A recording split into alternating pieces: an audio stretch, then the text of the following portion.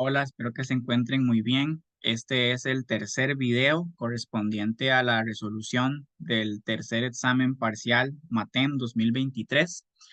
Ya en este punto hemos visto ejercicios sobre funciones exponenciales y funciones logarítmicas. Entonces quiero, antes de empezar con el tercer tema, resolver este ejercicio que es un ejercicio de desarrollo de este parcial en el cual se combinan estos dos temas. Entonces ya en este punto tenemos como los conocimientos necesarios para poder aplicar ambos temas en una pregunta. Entonces, bueno, nos dan esta expresión, nos dicen que hay que determinar el conjunto de solución.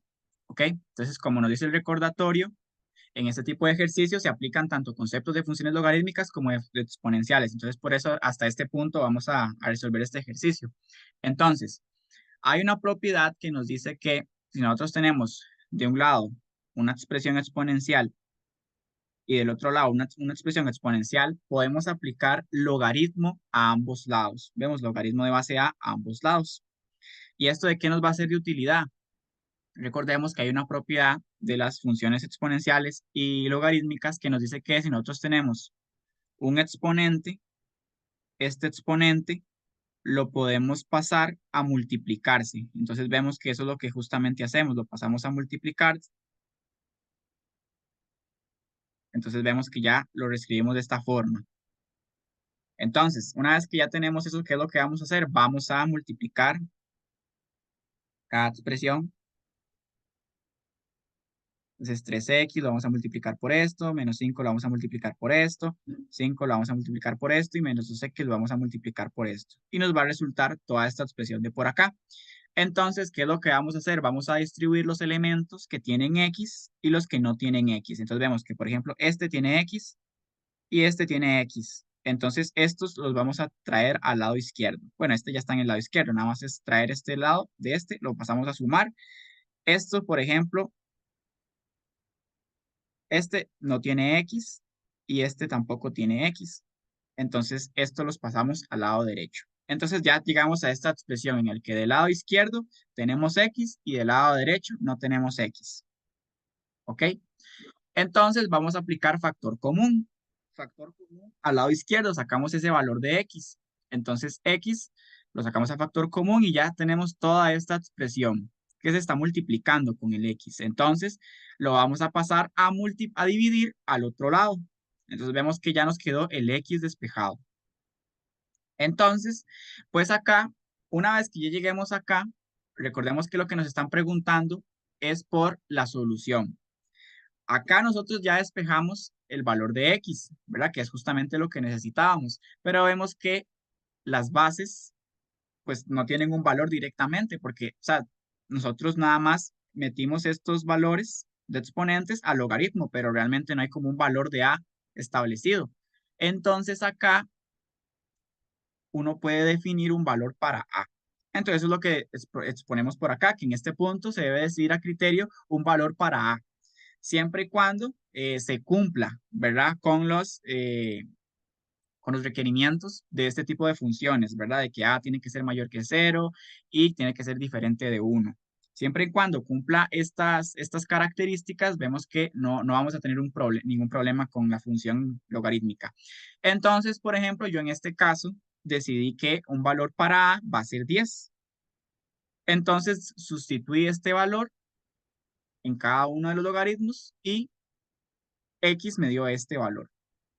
Pero como les digo, dependiendo del valor que ustedes escojan para A, siempre y cuando lo apliquen para todos sus logaritmos, ¿verdad? Si quieren hacerlo A igual 3, que en cada uno A sea igual a 3. Y ese es el valor que va a estar para X. Acá realmente lo importante es llegar a esta expresión. Y acá ustedes definen el valor para A. Ok, entonces ya. Con este ejercicio ya damos por finalizado los, los dos subtemas de funciones exponenciales y funciones logarítmicas. ¿Ok? Entonces, vamos a comenzar con la tercera parte, que es geometría. ¿Ok? Entonces, este primer ejercicio nos dice, en un polígono regular se pueden trazar 8 diagonales desde un vértice. ¿Qué nombre recibe dicho polígono? ¿Ok? Entonces, acá el recordatorio nos dice que era una diagonal. Una diagonal corresponde al segmento cuyos extremos son dos vértices no consecutivos del polígono. Entonces va a parecer como tal vez muy evidente, muy obvio, pero esto nos va a servir de mucho para resolver esta pregunta. La diagonal es el segmento cuyos extremos son dos vértices no consecutivos del polígono. Ok, es muy importante que no pueden ser consecutivos. Entonces, la información que nos da el problema nos dice que es un polígono regular. ¿Ok? Entonces, si el polígono tiene 8 diagonales, que es lo que nos dicen, 8 diagonales desde un vértice, entonces se contabilizan 8 vértices de momento, ¿verdad? Se contabilizan 8 vértices, más el vértice de donde se trazan las diagonales, ¿verdad? El vértice, digamos, de donde salen estas 8 diagonales, ¿verdad? Digamos que ahí se hacen 8.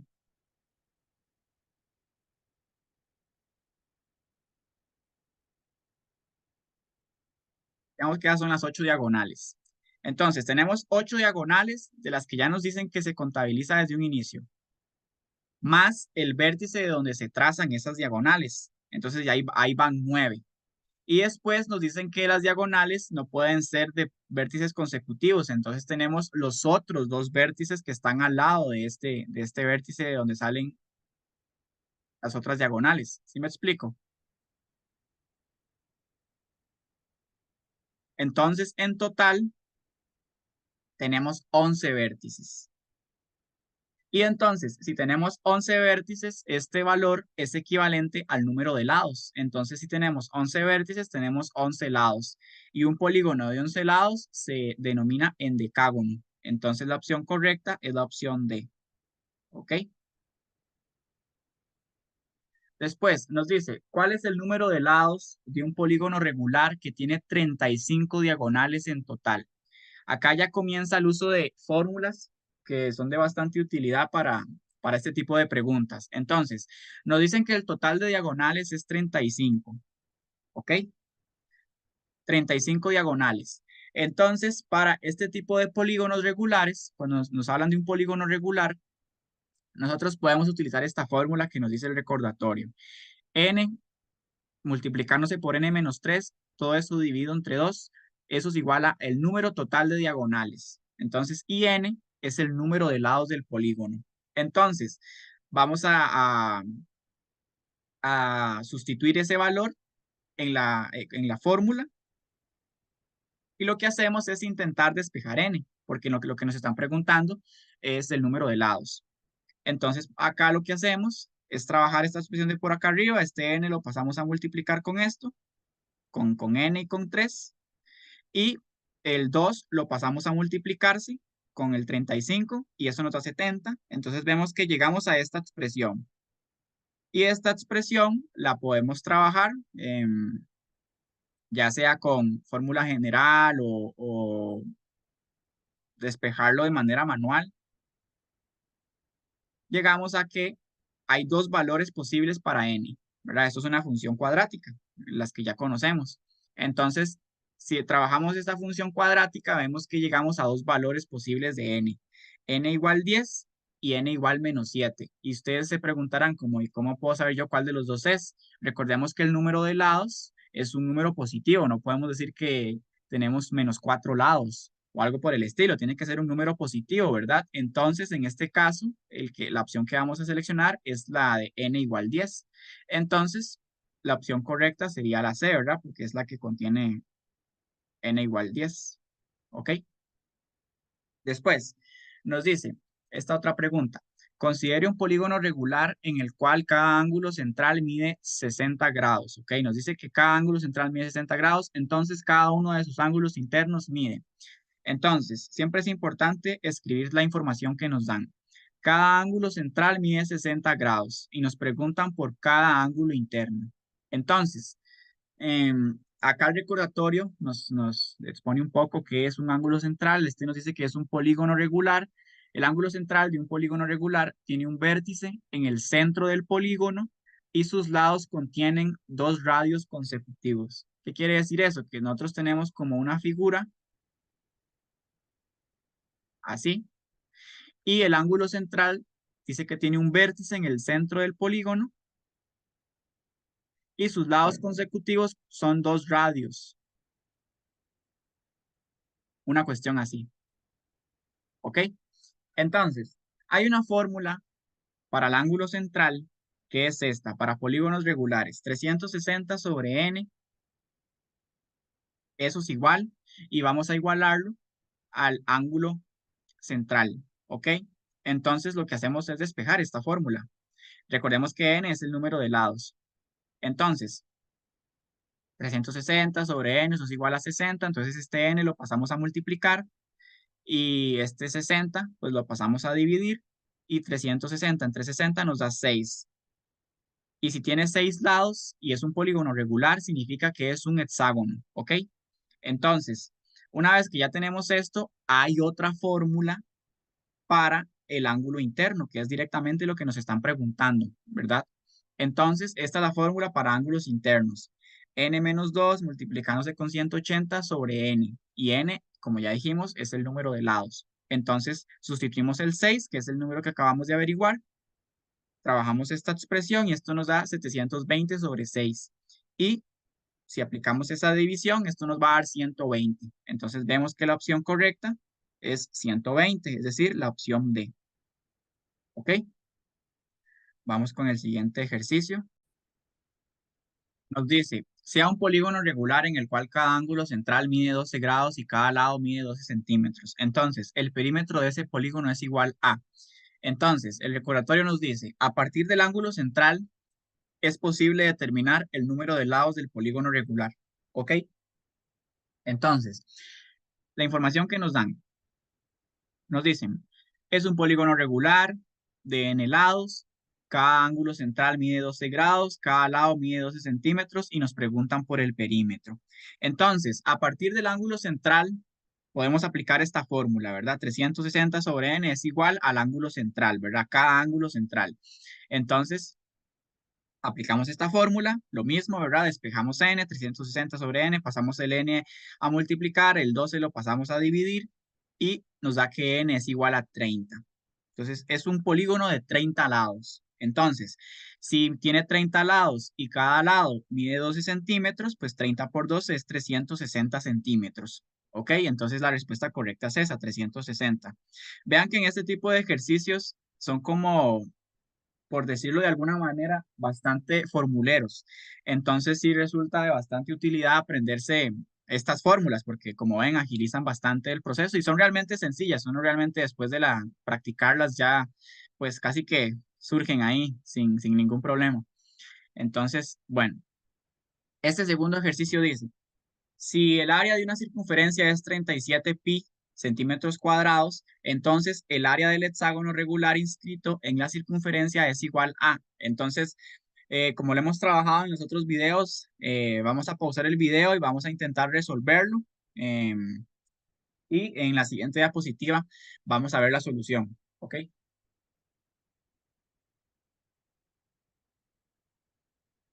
Ok.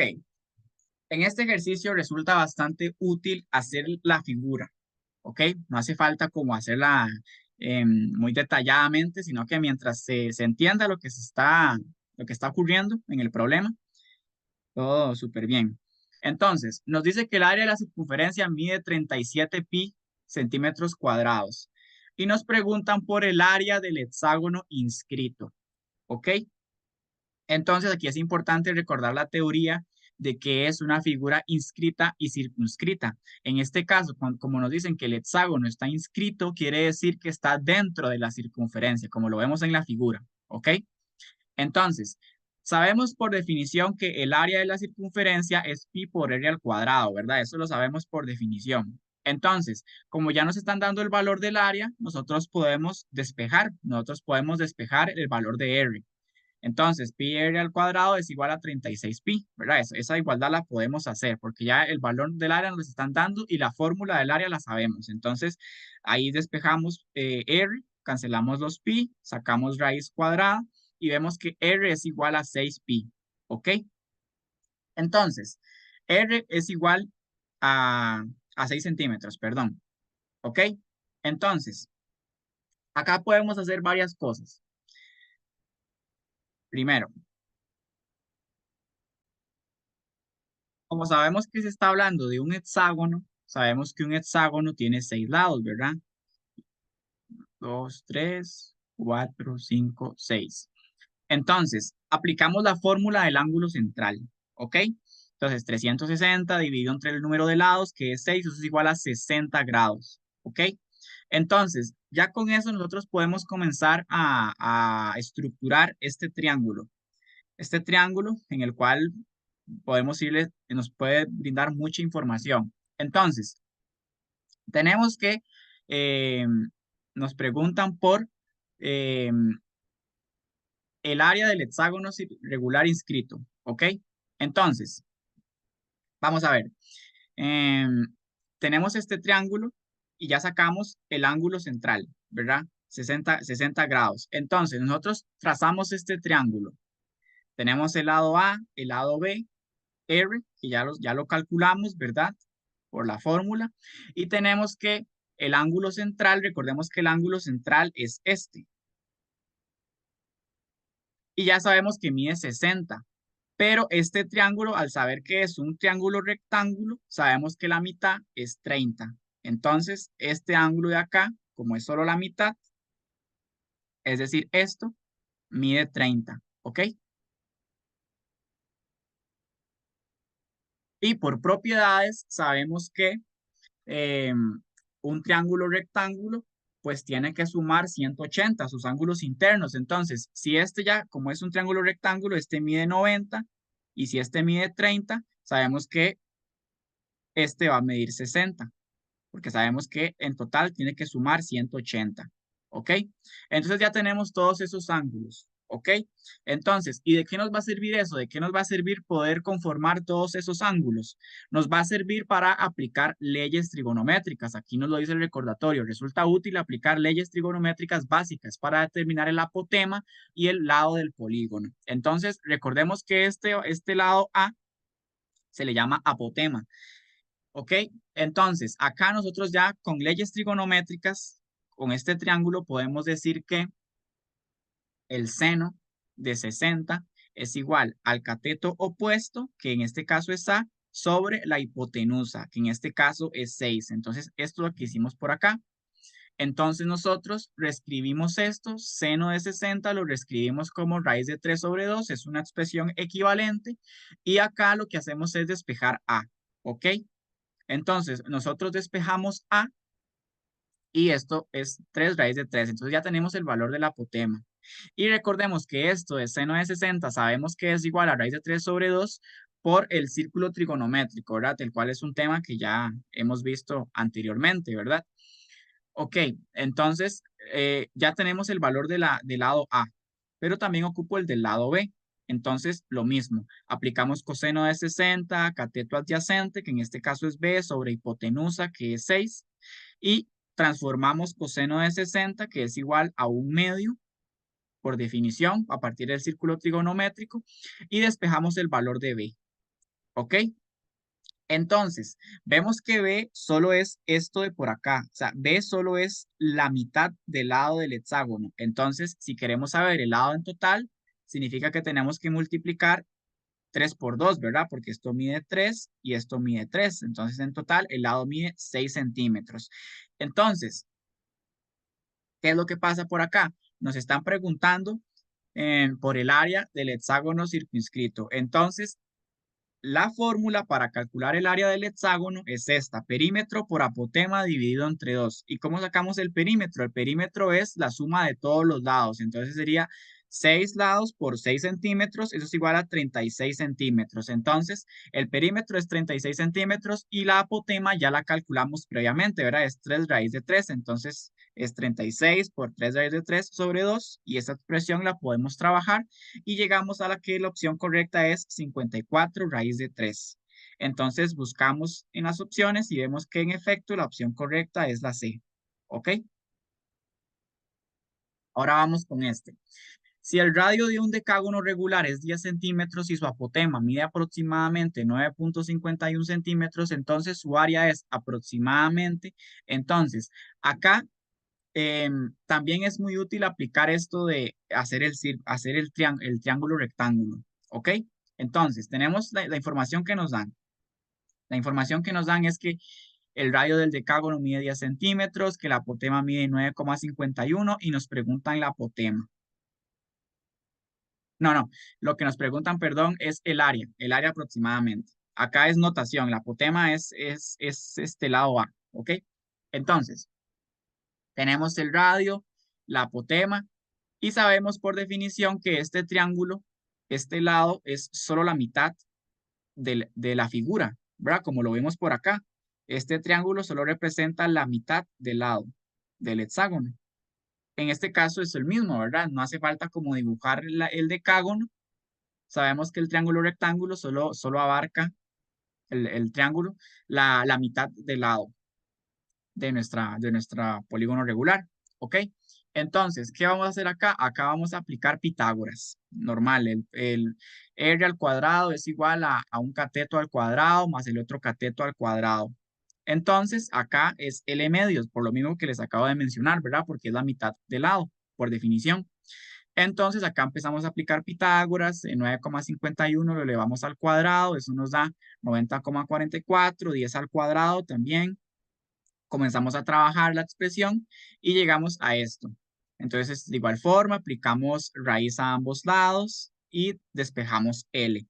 Y entonces L mide 6,18. Entonces, quiere decir que cada lado del decágono mide 6,18, ¿ok? Acá el recordatorio nos dice que en el caso de un polígono regular como un decágono, que es en este caso la apotema es la menor distancia entre el centro y cualquiera de sus lados. Entonces, esta definición que dice ahí en el recordatorio es este lado. La distancia que hay desde el centro hasta la menor distancia entre el centro y cualquiera de sus lados. Entonces, ya una vez que tenemos el valor del lado, sabemos que un decágono tiene 10 lados, ¿verdad? Entonces es 6,18 por 10 y esto nos da el perímetro, ¿verdad? El perímetro es 61,8, ¿ok? Entonces, una vez que tenemos el perímetro, pues ya podemos calcular el área. Para calcular el área del decágono, tenemos que la fórmula es perímetro por apotema dividido entre 2. Entonces, el perímetro ya lo calculamos. La apotema ya nos la dan en el problema. Y entonces el área es 293,859 aproximadamente. Entonces vamos a las opciones y vemos que la opción correcta es la D. ¿Ok? Vamos con este. Este nos dice, considere las siguientes proposiciones. Todo cuadrado es un rectángulo. Todo polígono regular es equiángulo. Y todo paralelogramo es un rectángulo. ¿Cuáles de las proposiciones anteriores son verdaderas? Acá, como pueden notarlo, es necesario tener como claro la teoría con respecto a todo esto, ya que puede que sí tengamos claro lo geométrico, pero ya cuando nos ponen este tipo de enunciados puede volverse como un poco confuso. Entonces, el recordatorio nos dice, un paralelogramo es si los dos pares de lados opuestos del cuadrilátero son paralelos. ¿Ok? Entonces, ¿qué quiere decir eso? Un paralelogramo. Los dos pares de lados opuestos del cuadrilátero son paralelos. Entonces, paralelos, ¿qué quiere decir? Que van en la misma dirección, nunca se intersecan.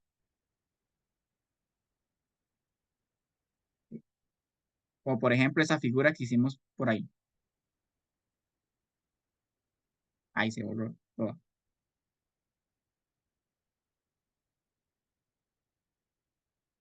Sabemos que este lado es paralelo con este y este lado es paralelo con este. Entonces, eso es un paralelogramo. Entonces, el primer enunciado, todo cuadrado es un rectángulo. Vemos que este enunciado sí es verdadero. ¿Por qué? Porque el cuadrado, por definición, es un rectángulo y un rombo a la vez. ¿Ok? Entonces, el cuadrado, las características que tiene el cuadrado es rectángulo y rombo a la vez. ¿Ok? ¿Qué quiere decir esto? Que el cuadrado es un rectángulo porque todos sus ángulos miden lo mismo, ¿verdad? Y a su vez es un rombo porque todos sus lados miden lo mismo, ¿ok? Entonces, el primer enunciado es correcto. Todo cuadrado es un rectángulo, ¿ok? Se cumple. Después, el segundo enunciado, todo polígono regular es equiángulo, ¿ok? Entonces, nosotros tenemos que, por definición, para que un polígono se pueda llamar regular, para que un polígono sea regular, este tiene que cumplir con tres condiciones básicas, que sea convexo, equilátero y equiángulo. Entonces, en efecto, la segunda opción también es correcta. Después, todo paralelogramo es un rectángulo. Vemos que esta expresión no es correcta. ¿Por qué? Porque no todos los paralelogramos tienen todos sus ángulos congruentes. ¿Ok? Por ejemplo, podemos verlo en el rombo. El rombo no tiene todos sus ángulos congruentes, pero aún así es un paralelogramo. Entonces, vemos que esta expresión no es correcta. Entonces, la opción correcta es solo la 1 y la 2, es decir, la opción A. ¿Ok? Después nos dicen, si el perímetro de un hexágono regular inscrito a una circunferencia es 6 raíz de 3 sobre pi, entonces la longitud de dicha circunferencia es. Entonces vamos a pausar el video y intenten resolverlo y en la siguiente diapositiva lo resolvemos. Ok, lo primero, nos dicen que el perímetro es este. El perímetro P es 6 raíz de 3 sobre pi. Entonces, si nos están hablando de un hexágono, yo puedo tomar ese perímetro, dividirlo entre 6 y ya obtuve el valor del lado. ¿Ok? Entonces, nos preguntan por la longitud de la circunferencia. Y recordemos que para sacar la longitud de la circunferencia es 2pi por r. ¿Ok? Entonces, inmediatamente a nosotros saber que nos están hablando como del apotema, del radio, de uno de los lados, sabemos que va a ser casi que de fijo muy útil utilizar el triángulo rectángulo, ¿verdad? Este por definición, que ya hemos ido utilizando, ¿ok? Entonces, como ya tenemos el valor del lado, vamos a dividir el lado entre 2 y eso nos va a dar 0,275. Entonces ya tenemos información suficiente para armar el triángulo rectángulo. Entonces tenemos que este lado mide esto, 0,275, y vamos a aplicar la fórmula del ángulo central para polígonos regulares.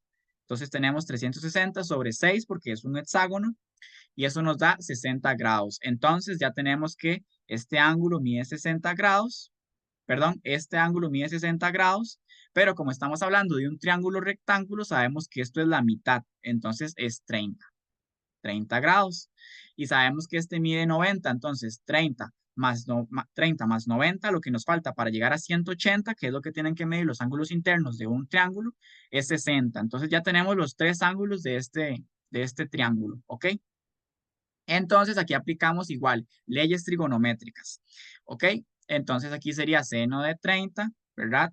Cateto opuesto, que es la L a la 2, L dividido entre 2, el lado dividido entre 2, sobre la hipotenusa, que es R. Entonces despejamos esto y R nos da que es 0,55. Entonces R mide 0,55. Entonces ya tenemos la información necesaria para calcular la longitud de la circunferencia. 2pi por R es 2pi por 0,55.